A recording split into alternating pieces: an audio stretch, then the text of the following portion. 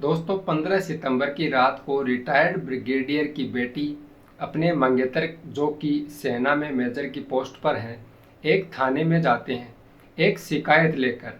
लेकिन वहां पर पुलिसकर्मियों ने उनकी मदद करने के बजाय उनके साथ अभद्र व्यवहार किया और बहुत ही गलत तरीके से पेश आई। आर्मी ऑफिसर को जेल में डाल दिया और उसके बाद उसकी जो मंगेतर थी उसके साथ पुलिसकर्मियों ने बहुत ही गलत दुर्व्यवहार किया। यहाँ तक कि महिला के कपड़े उतरवा लिए और उससे अश्लील हरकतें भी करने लगते हैं। दोस्तों यह घटना है उड़ीसा के भुवनेश्वर के अंदर एक थाना लगता है भरतपुर। यह सारा घटनाक्रम इसी थाने के अंदर 15 सितंबर की रात को लगभग 1 से 2 के बीच में घटित होता है। तो नमस्कार, आदाब, सत श्री अकाल, मैं मुकेश कुमार।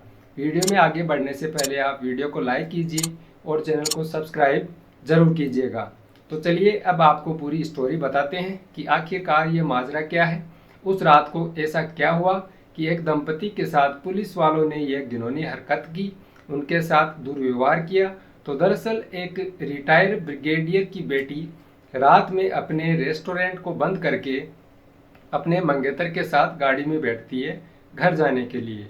जैसे ही वह रात को मिडनाइट को हाईवे पर चलते हैं तो कुछ गाड़ियां उनकी कार का पीछा करती है।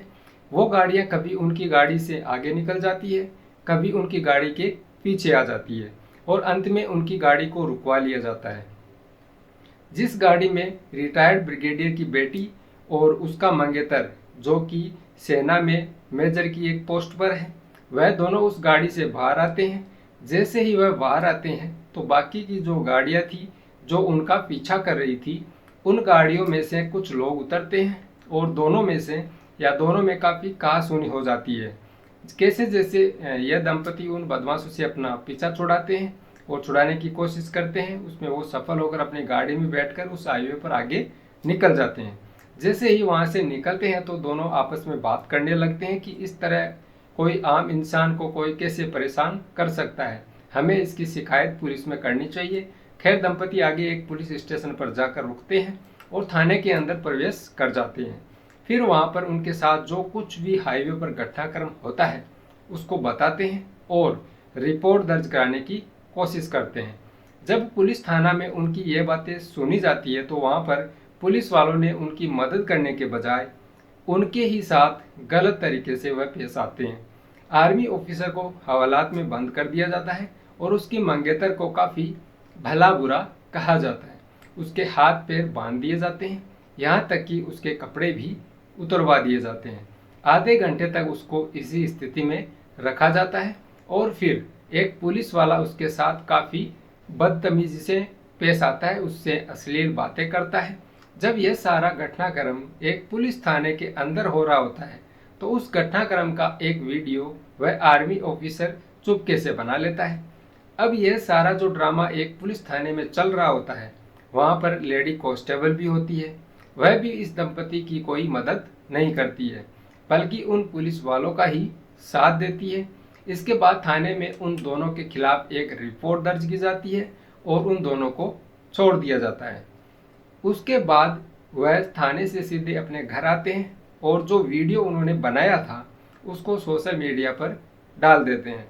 अब यह वीडियो धीरे धीरे वायरल होने लगता है और पुलिस पर दबाव बढ़ना शुरू हो जाता है कि कैसे एक आर्मी ऑफिसर और उसकी मंगेतर के साथ थाने में इस तरह की घटना होती है और पुलिस उनकी मदद करने के बजाय उन्हीं के साथ दुर्व्यवहार करती है, उस लड़की के साथ अश्लील बातें करती है। तो पुलिस दबाव में आती है और फिर FIR दर्ज होती है।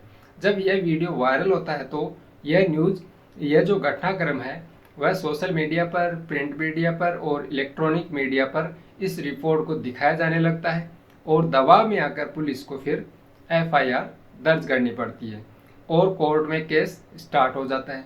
जब लेडी को कोर्ट के द्वारा जमानत मिलती है तब वह जाकर मीडिया के माइक के सामने आकर अपनी आप बीती सुनाती है कि हमारे साथ रात को यह घटनाक्रम होता है जिसकी शिकायत करने के लिए हम पुलिस थाने गए थे, तो हमारी मदद करने के बजाय पुलिस वालों ने ही हमारे साथ दुर्व्यवहार किया।